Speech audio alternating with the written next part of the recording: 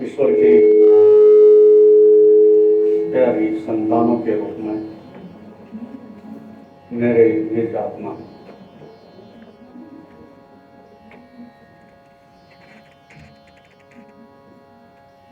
थोड़ा हम अतीत की कुछ आध्यात्मिक जीवन से संबंधित जिसके लिए कॉन्फ्रेंस बुलाई गई है। अध्यात्म क्या है, थोड़ा हम पीछे लौट जाते हैं, क्योंकि आप विज्ञान के छात्र हो तो आपको बताया जाता है कि विज्ञान के फाउंडर्स कौन हैं। गैलीलियो आया है, न्यूटन आया, डार्विन आया, आइंस्टीन आया, डार्विन बहुत सारे लोगों का आपके जीवन में समावेश है। लेकिन ये भारत का अध्यात्म, इसकी जो स्पिरिचुअलिटी है, इतना बड़ा जो पूरे ब्रह्मांड में विज्ञान अध्यात्म का अतीत से अब तक अनेक अनेक लोगों का अंधकार दूर करने में सक्षम रहा, उसके पीछे बेसिकली जो फंडामेंटलिज्म के अपने एक्सपीरियंस हैं, उसके विषय में शायद आपको नहीं पता होगा। 3 बातें हैं जिनके कारण से भारत में ये इतनी बड़ी क्रांति आई, इतने दीपक जगे, इतने लोगों के अंधकार मिटे और बंधन से मुक्त हुए, केवल 3 बातों के कारण। और 3 बातें ही बताऊंगा कि वेस्टर्न कंट्रीज में, पश्चिम में धर्म क्यों हो गया या उसका जन्म ही नहीं हुआ। उसके भी 3 कारण है, वो भी मैं बताऊंगा। लेकिन पहले बात की उस अतीत संपदा के साथ उस ऋषियों के 3 मौलिक जो पिलर्स हैं स्पिरिचुअलिटी के, उसके विषय में मैं कहना चाहूंगा। उसमें सबसे पहले ऋषि ने एक बात रखी है और बहुत अनुभव के बाद वो बात कही गई, और उसी की देर है कि आज भारत में धर्म जीवंत है। भले उसका विकास नहीं हुआ लेकिन वो रहेगा। 5% आदमी आज भी भारत में ऐसे हैं कि जो उस अध्यात्म को, उस इनर बीइंग को, उस अस्तित्व को जानने में सक्षम है। उसमें से पहली जो बात है, मौलिक ऋषि ने कहा है कि जीवन में किसका मूल्य है, इस भौतिक पदार्थों का या आपके जीवन की बात बहुत पहले उठाई गई। किसका अधिक मूल्य है, आपके जीवन का या भौतिक पदार्थों का? और आप यदि इस बात को अच्छी प्रकार से अनुभव करना चाहेंगे तो जीवन को आदर, जीवन के प्रति प्रेम, जीवन को सजाने के लिए, संवारने के लिए जो चाहिए वो आपके पास नहीं है। केवल हम एक भौतिक पदार्थों का पोषण करने के लिए, उनकी गुलामी करने के लिए, उसके द्वारा जो पीड़ा, दुख और नरक पैदा हो रहा है, उसको पोषण देने में तो हम 100% शक्ति लगा रहे हैं। लेकिन आप अपने जीवन के लिए क्या करते हो? आप अपने अंतरात्मा के लिए क्या करते हो? आप अपने आंतरिक प्रसन्नता, आनंद के लिए क्या करते हो? जब अध्यात्म की बात आती है तो वो पूरा आंतरिक जीवन जिसको हम अध्यात्म के नाम से कह रहे हैं, वो सब इस बात के प्रश्न उठाता है कि क्या है तुम्हारे पास जिससे तुम ये कह सकते हो कि मैं आध्यात्मिक व्यक्ति हूं। अध्यात्म की विचारधारा तुम्हारे सबके पास है, लेकिन आध्यात्मिक जीवन बिल्कुल भी नहीं। धर्म के विषय में आप जानते हो, लेकिन धर्म क्या है उसका नहीं पता। स्पिरिचुअलिटी क्या है उसके विषय में हम जानते हैं, लेकिन वस्तुतः है वो मेरे जीवन का एक आंतरिक अनुभव है या नहीं है, उस पर सब कुछ निर्भर करता है। क्योंकि संपूर्ण जो विज्ञान है वो कल्पना पर आधारित है, और जो आपका योग है, स्पिरिचुअलिटी है, वो पूरा अनुभव के ऊपर आधारित है। तो अनुभव के बिना एक कदम भी आगे नहीं बढ़ा जा सकता। और साइंस की दृष्टि से उसमें एक हाइपोथेसिस, एक परिकल्पना हम करते हैं और उसको पूरा भी नहीं कर पाते, उसके बाद फिर दूसरी वजह कोशिश आ जाती है। लेकिन सत्य के साथ ऐसा नहीं। जीवन के साथ ऐसा नहीं, अध्यात्म के साथ ऐसा नहीं। उसके जो अपने आंतरिक अनुभव हैं वो प्राचीन काल में लाखों वर्ष पुराने भी वही थे और आज भी वही उसके अनुभव हैं, उसमें कोई परिवर्तन नहीं होता। इसलिए आध्यात्मिक जीवन जिसकी चर्चा हम कर रहे हैं वो मौलिक है, सदा है और सदा रहेगा। बाकी चीजें आती हैं और चली जाती हैं, परिवर्तित होती रहती हैं। तो पहली बात यीशु ने कहा, किसका मूल अधिक है, जीवन का या भौतिक पदार्थों का? और यीशु ने अनुभव किया और जाना कि जीवन से श्रेष्ठ कुछ भी नहीं है। और एक बात आपको मैं बताई देता हूँ कि संसार में और कुछ भी पाप नहीं, छोटे बड़े बहुत सारे पाप होंगे जिसको आप जानते होंगे, लेकिन ऋषि के द्वारा सबसे बड़ा जो महापाप है, एक ही पाप है, आप हो और आपको नहीं पता कि आप क्या हो। आप हो और आपको नहीं पता कि आप क्या हो। तो ये बात आज से नहीं, करोड़ों वर्षों से मनुष्य के अस्तित्व में गूंज रही है। और यहाँ तक आज का जो आधुनिक साइंटिस्ट है जैसे आइंस्टीन है, उसने स्वयं इस बात को एक्सेप्ट किया है कि मुझे खेद है, इस बात की पीड़ा है और जीवन को व्यर्थ मैंने गंवाया इस बात के लिए कि मैं बिना जाने में मर रहा हूं। साइंटिस्ट भी अनुभव करता है कि कुछ छूट गया, वो जीवन में मौलिक था वो मेरे से दूर चला गया और एक एम्प्टीनेस, एक रिक्तता, एक खालीपन। आप कितने भी अमीर हो जाओ, कितने बड़े पद पर आप बैठ जाओ, लेकिन एक रिक्तता, एक खालीपन, एक पीड़ा कहीं ना कहीं किसी कोने में आपको बराबर इस बात का अनुभव कराएगी कि कितना भी बड़ा पद हो लेकिन कोई संतुष्टि नहीं, कोई तृप्ति नहीं। तो दो तरह के लोग हैं, एक जो अपने काम से महान है, अपने अनुभव के कारण महान है, अपने आचरण के कारण महान है, वो उनकी पहचान है। एक दूसरे जो पद के कारण, धन के कारण, प्रतिष्ठा के कारण महान होने की कोशिश करते हैं, लेकिन पद हटते ही महानता समाप्त हो जाती है। जो धन है विसर्जित होते ही आपकी महानता छीन ली जाती है। तो जो उधार है वो वापस लौट जाता है, जो आपका अपना है वही आपके पास रहेगा। तो तीन बातें ध्यान, एक जो आप हो सकते हो वो सदा रहोगे। दूसरा, जो आपकी संभावनाएं हैं आप हो भी सकते हो और नहीं भी हो सकते हो। और तीसरा, जो आप कभी भी नहीं हो सकते। थोड़ा जटिल है। एक इनर बीइंग जो आप थे और हो और रहोगे, उसे कुछ ही नहीं सकते। आध्यात्मिक दृष्टिकोण से ये चीज महत्वपूर्ण है जो इस बात को समझते हैं। लेकिन इतना ही पर्याप्त नहीं है कि आत्मा है और पढ़ लिया और सुन लिया और उसके ऊपर विचार भी कर लिया, लेकिन आध्यात्मिक 100% अनुभव मानता है, कीमत मानता है, रूपांतरण मानता है। यदि वो रूपांतरण नहीं हुआ तो आत्मा के विषय में सुना हो लेकिन जाना कुछ नहीं।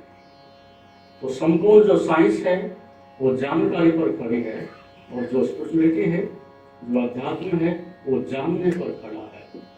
और जानना ही मनुष्य को मुक्त करता है, जानकारी मनुष्य को कभी मुक्त नहीं करती। इसलिए आज के युग में जानकारी आपके पास बहुत है, अथाह है जानकारी आपके पास, लेकिन जानने की जब बात आती है तो हम उस अवस्था में पहुंच जाते हैं जहाँ एक नवजात शिशु, एक अर्थ में मैं कहूँ आप में से केवल दो तरह के आदमी दुनिया में हैं, एक छोटे बच्चे और एक बड़े बच्चे। आध्यात्मिक जीवन इस प्रकार से कहना चाहेगा कि कुछ छोटे बच्चे हैं जो बड़े हो गए हैं और बड़े बच्चे छोटों को समझा देते हैं, एक विचारधारा उनके हाथ में पकड़ा देते हैं और इसके अतिरिक्त कुछ भी नहीं होता। ऑक्सफोर्ड यूनिवर्सिटी में लगभग 350 सब्जेक्ट्स में PhD कराई जाती है। आप जानते होंगे बच्चे स्टडी करते हैं। जब कभी विज्ञान आरंभ हुआ था पश्चिम में, केवल एक सब्जेक्ट था, नेचर ऑफ साइंस। फिजिक्स उसके साथ आई, उसके साथ केमिस्ट्री, मैथ, जूलॉजी, फिजियोलॉजी, पता नहीं उसमें एंटोमोलॉजी, साढ़े 300 सब्जेक्ट्स हैं आज जिसके अर्थात पीएचडी की जाती है। आदमी की जिंदगी कितनी है बच्चों? कितनी सी जिंदगी है? कितनी पीएचडी कर लोगे आप? कितना भूसा अपने ब्रेन में भर लोगे? और उसका फिर आउटपुट भी क्या होने वाला है?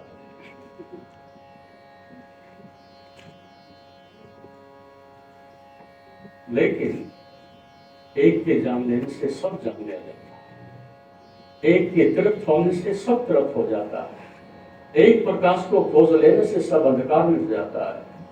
और अध्यात्म का, स्पिरिचुअलिटी का यही एक मौलिक उसका सौंदर्य है कि वो सब कुछ आपको दे देता है जो आपको चाहिए। शांति चाहिए, सब कुछ चाहिए, सौंदर्य चाहिए, सब कुछ चाहिए। एक घटना में प्राय बताता रहता हूँ, वो आपके पास समझ आ सकती है। ऐसा हुआ कि यूनान में एक बार वहाँ का सम्राट बहुत अधिक बीमार हुआ और बीमारी ऐसा होती चली गई। बहुत प्रकार के उपचार किए, जो भी वैद्य हकीम आ सकते थे, लेकिन बीमारी कुछ कस से मस नहीं हुई। और अंत में ये दिखाई दिया कि शादी से बीमारी के साथ सम्राट मर जाएगा। लेकिन एक सुबह कुछ ऐसा उनके आशकीकरण जगी, एक सन्यासी उस शहर में आया और देखा लोगों ने और निवेदन किया कि शायद इनके हाव भाव से, इनकी प्रतिभा से कुछ ऐसा हो सकता है चमत्कार की बात ठीक हो जाए। उन्होंने निवेदन किया, उसने स्वीकार किया। उसने कहा ऐसी कोई बीमारी नहीं जिसका उपचार मैं नहीं कर सकता हूँ, और साधारण बीमारी है और बहुत साधन से इलाज से ठीक भी हो जाएगी। जब उनको देखा सम्राट को, वो खड़े हुए, उसने कहा कि बीमारी निश्चित रूप से अति साधारण है, मैं इसको ठीक कर दूंगा, लेकिन एक दवाई जो आपको खोजनी है वो आपको पहले करनी पड़ेगी। क्या?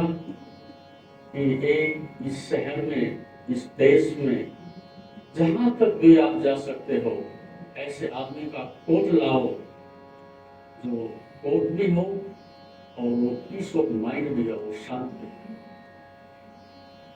अमीर हो, धनाढ़ हो और शांत भी हो।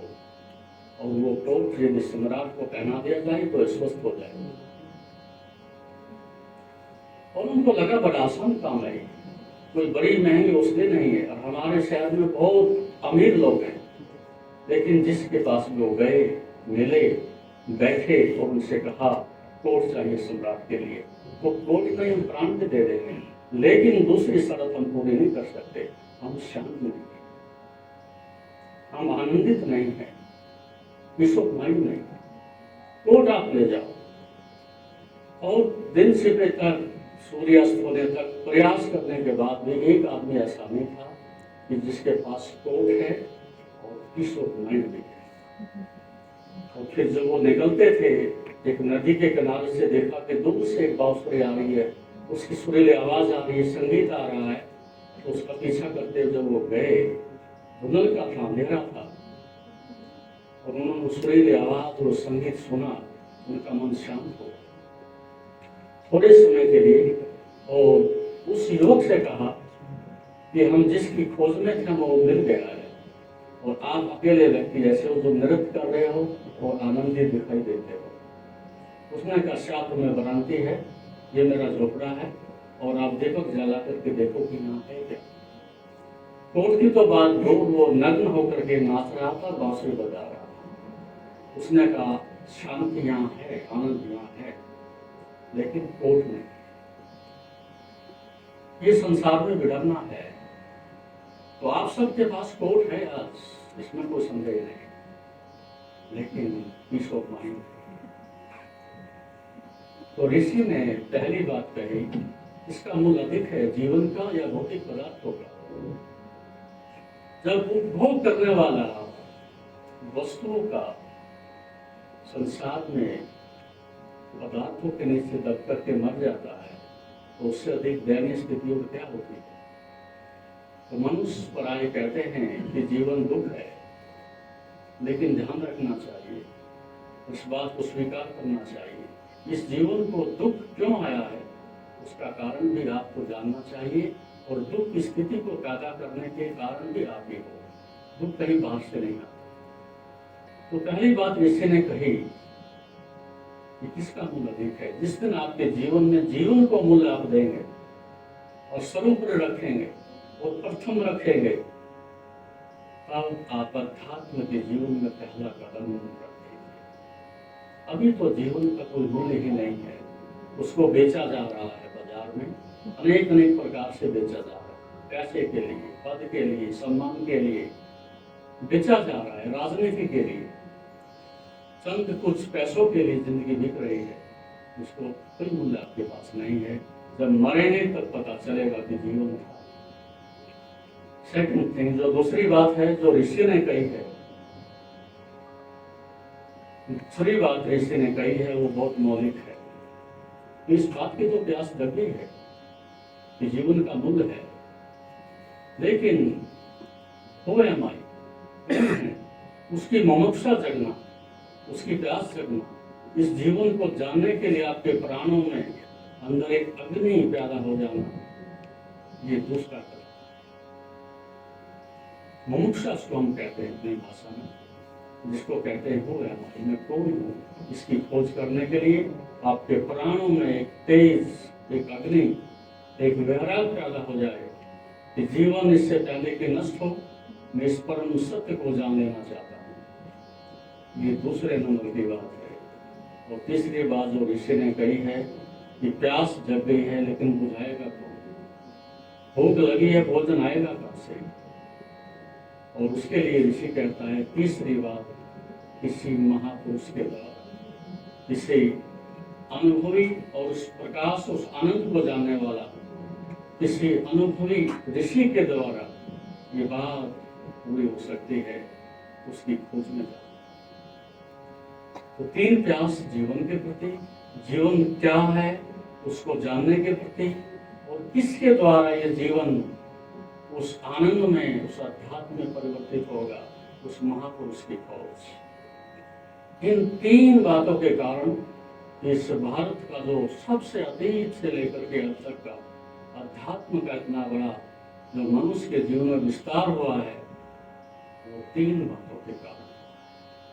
और तीन बातों के कारण मैं बता देता हूँ कंपैरिजनली, पश्चिम में क्यों नहीं हो पाया। तीन बातों के कारण वहां से धर्म पैदा हो गया और साइंस, विज्ञान का वहां जन्म हुआ। पहला आघात पश्चिम में तब लगा जब सबसे पहले गैलीलियो ने एक बात उठाई कि बाइबल में जो लिखा है झूठ। मैं इसको सिद्ध कर सकता हूँ। पहले धारणा ये थी बाइबल में और धार्मिक लोगों के मन में कि सूर्य पृथ्वी का चक्कर काटता है। और पहली बार साइंस ने इतना बड़ा धक्का दिया है अध्यात्म को, वहां के धार्मिक जीवन को। और वे लोग सोचते थे हम इस उपग्रह पर जहाँ रह रहे हैं, इस पृथ्वी पर जहाँ हम रह रहे हैं, हम महान हैं, श्रेष्ठ हैं, कि सूर्य भी हमारे पृथ्वी का चक्कर काटता है, परिक्रमा करता है। लेकिन गैलीलियो ने 1500 के आसपास जब ये बात सिद्ध कर दी तो वहां से संदेह पैदा हो गया। वहां से जो आध्यात्मिकता का जीवन जिसको समझते थे, लोगों में खलबली पैदा हो गई। इसका अर्थ है बाइबल झूठ है, इसका अर्थ हम जो अब तक जो मान रहे थे वो सब झूठ है। यद्यपि बड़ी पीड़ा दी गई गैलीलियो को, बहुत कुछ यातना सहनी पड़ी, लेकिन वो सत्य सिद्ध हुआ और पहला आघात लगा पश्चिम को, और वहां विज्ञान ने जन्म लिया और अपने पैर नीचे बढ़ाए। दूसरा आघात तब लगा जब डार्विन ने कहा कि मनुष्य बंदर से आया है। अब तक उनकी मान्यता थी कि हम ईश्वर पुत्र हैं, ईश्वर की संतानें हैं और पवित्र हैं, और कहाँ बंदर और कहाँ मनुष्य। इस बात को सुनने के बाद यूरोप में बहुत विरोध हुआ, लेकिन एक क्रांति भी आई और दूसरा आघात लगा वहां बाइबल को और वहां के तथाकथित धर्म को कि मनुष्य बंदर से आया, कहाँ बंदर और कहाँ मनुष्य। लेकिन ये तो छोटी बात, यदि ये बात डार्विन ने भारत में कही हुई होती तो कहते कि बंदर तो छोड़ो, हम तो 84 लाख योनि से आए, बंदर तो छोड़ो, 84 लाख योनि से आए, कोई विरोध नहीं। लेकिन वहां भारी विरोध हुआ कि हम ईश्वर पुत्र और था बंदर, और इस कारण से वहां अध्यात्म धीरे धीरे डूब गया। और तीसरी बात फराय, उसने जो थोड़ा बहुत काम बचा था वो भी समाप्त कर दिया। ने क्या कहा कि मनुष्य कभी सुखी नहीं हो सकता, मनुष्य कभी मुक्त नहीं हो सकता। ज्यादा से ज्यादा एक ही बात हो सकती है कि छोटा दुख और बड़ा, बस दुखी तो है ही, बड़े से बड़े दुख को छोटा करने की कोशिश की जा सकती है, बाकी दुख को नहीं हटाया जा सकता। क्योंकि 7 करोड़ कोशिकाएं हैं जो मनुष्य की सेक्स से, वासना से आई हैं और पूरे शरीर में, मस्तिष्क में फैली हुई हैं। मनुष्य वासना से मुक्त कैसे हो सकता है? 7 करोड़ इस प्रकार के सेनापति खड़े हैं, उससे तुम्हारा किला घिरा हुआ है, उसमें से आप बाहर नहीं निकल सकते। मनुष्य वासना से, इच्छा से मुक्त नहीं हो सकता। फिर लोगों ने समर्थन कर दिया, जब दुख में ही रहना है और दुख ही हमारी नियति है तो धीमे नहीं, खाओ पियो मजा करो, छोड़ो, कोई सत्य नहीं है, कोई भगवान नहीं, कोई अध्यात्म नहीं है, वो सारा पश्चिम।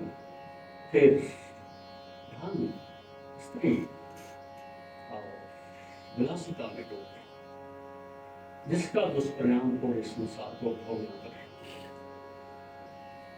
इन 3 बातों के कारण जो हवा वहां से चल करके आई है, आज आप भी 3W के शिकार हो, किसी ना किसी रूप में। 3W, wine, women and wealth, स्त्री, शराब, पैसा। आपको जो पढ़ाया जा रहा है, जिसको मैंने कहा भूसा दिमाग में घुसाया जा रहा है, क्योंकि मैं साइंस का विद्यार्थी रहा हूँ, मैंने अभी खूब रटे लगाए, लेकिन आज मेरे लिए किसी काम का ना था और ना है। इमर्सन ने कहा शिक्षा का अर्थ है जिसको यूनिवर्सिटी से बाहर निकल कर जाके भूल जाना ही पड़ता है। फिर अर्थ क्या? वो सीखो जो जीवन में काम है, वो सीखो जो जीवन में रूपांतरण करे, वो सीखो जो जीवन में पीस ऑफ माइंड लाए, वो सीखो जो जीवन में क्रांति लाए। ना स्वास्थ्य रहा, ना शांति रहे, ना प्रेम रहा, फिर हम करेंगे क्या इसका? इतने बड़े बड़े स्ट्रक्चर खड़े कर लिए, इतनी बड़ी गाड़ी खड़ी कर ली, करूंगा क्या? पहले आदमी आना चाहिए, आदमियत आनी चाहिए, एक रूपांतरण आना चाहिए, एक जीने का ढंग आना चाहिए। और भी साइंस के विरोध में नहीं, इसके बाद पावर आनी चाहिए। पहले पीस ऑफ माइंड आए, पहले शांति आए, एक गवर्निंग पावर आए, इसके बाद दुनिया की कोई भी चीज आपके हाथ में दे दी जाए वो सब अमृत। साइंस जहर नहीं है। हमारे हाथ में जो आ गया है नासमझ आदमी के आने के बाद, यदि अमृत भी नासमझ आदमी के हाथ में दे दो तो जहर बना देगा। ये चीज समझदार आदमी के हाथ में हो तो फिर उसमें के ऊपर आतंक नहीं डालेगा ना, वर्ल्ड वॉर नहीं कराएगा ना, हर घर में युद्ध नहीं होगा ना। यदि हर घर में एक प्रतिभाशाली व्यक्ति जी रहा है और जीवन को जी रहा है, जीने का ढंग जानता है, तो हॉस्पिटल क्यों खुलेंगे? युद्ध क्यों होंगे? तलाक क्यों होंगे? संसार में इतनी बीमारियां क्यों आएंगी? और पागल खाने क्यों होंगे? मैं उल्लेख तो नहीं करना चाहता था, लेकिन पीछे मेरी भेंट हुई राष्ट्रपति जी से।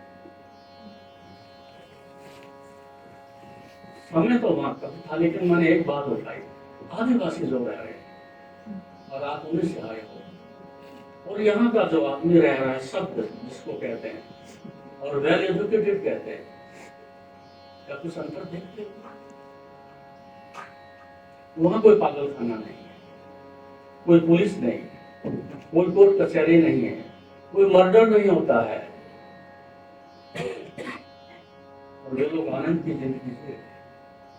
और पिछले 200 वर्षों में आप लोगों ने शिक्षा का इतना विस्तार किया है, अमेरिका ने और दूसरे पश्चिमी देशों में, और सब जितने भी दार्शनिक थे सबकी मान्यता थी कि जिस दिन पूरा संसार वेल एजुकेटेड हो जाएगा, संसार पर पृथ्वी पर सुरक्षा है, मनुष्य सफल हो जाएगा।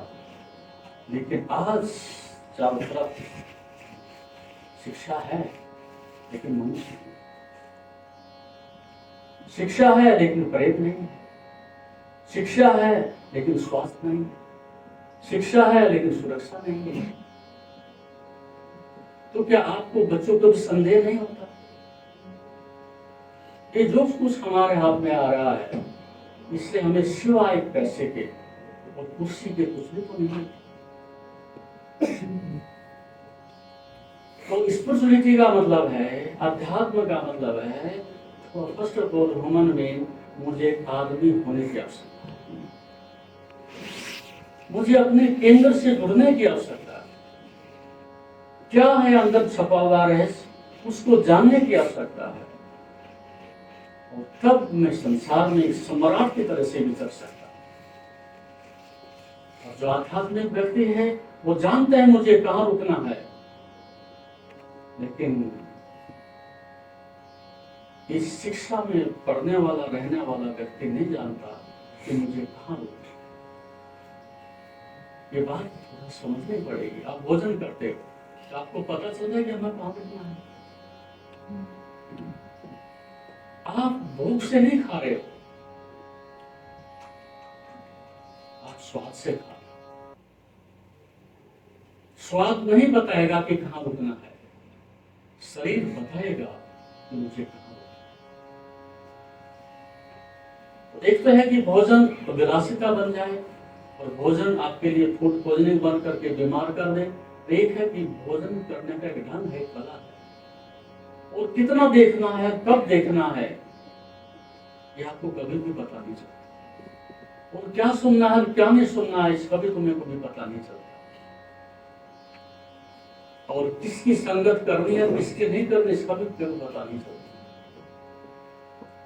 तो जो व्यक्ति अपने केंद्र से जुड़ा हुआ है, जो विवेक से जुड़ा हुआ है, जिसके पास पीस ऑफ माइंड है, जिसके पास ध्यान की कला है, संसार में प्रत्येक चीज उसके नियंत्रण में होती है और वो उनका उपयोग करता है। तो दूसरा एक वाक्य कहूं जिसको विज्ञान ने तो नहीं समझा लेकिन अध्यात्म समझाता है, इस संसार की वस्तु का उपयोग करो और पूरी मानवता को प्रेम करो, एक संतुलन बनता है। लेकिन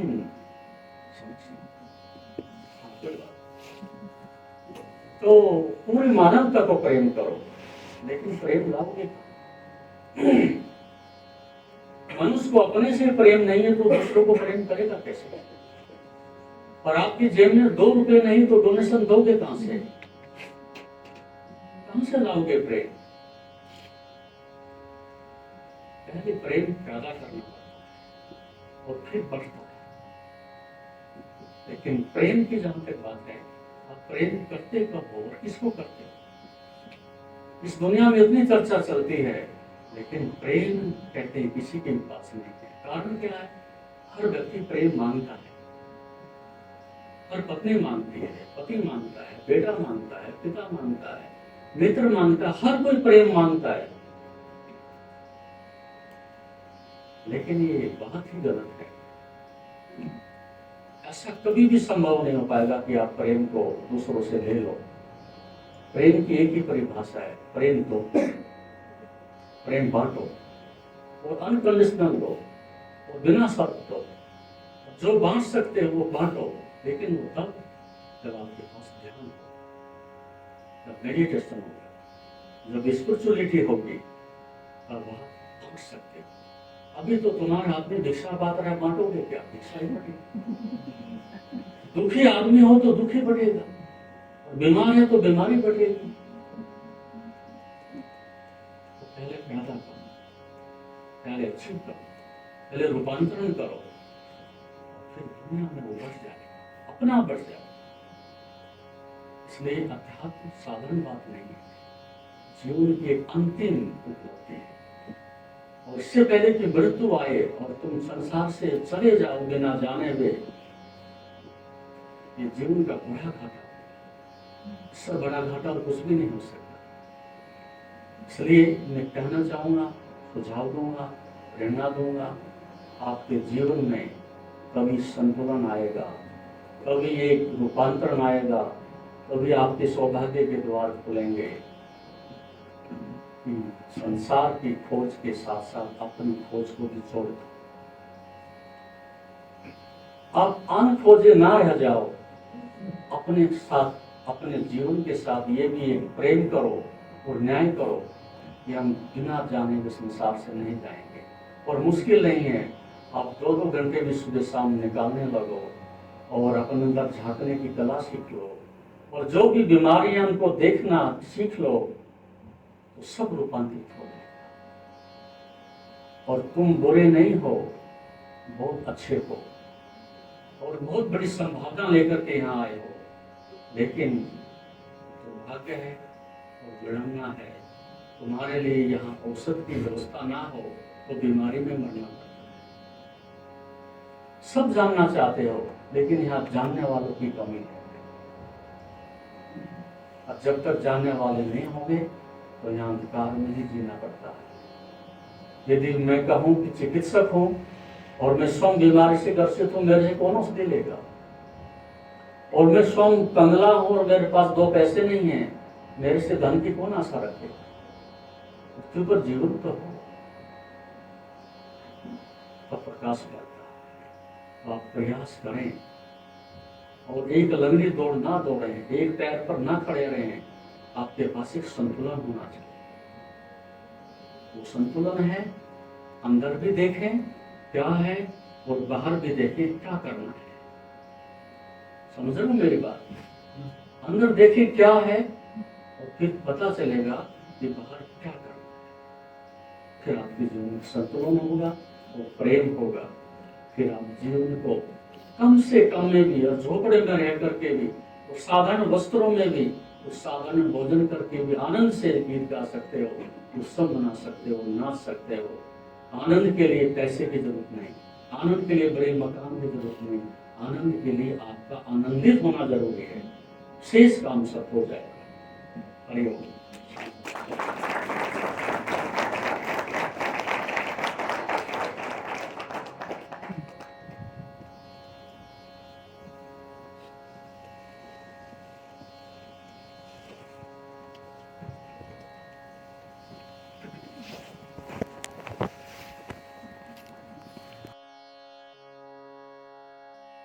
हमारे योग सत्र न केवल आपके शरीर को स्वस्थ बनाएंगे, बल्कि आपके मन और आत्मा को भी संतुलित करेंगे। अधिक जानकारी के लिए हमें नीचे दिए गए विवरणों पर संपर्क करें। हमारे साथ इस योग यात्रा की शुरुआत करें और अपने जीवन को शांति और सकारात्मक ऊर्जा से भरें। धन्यवाद। आपका दिन शुभ हो। ओम नमस्ते।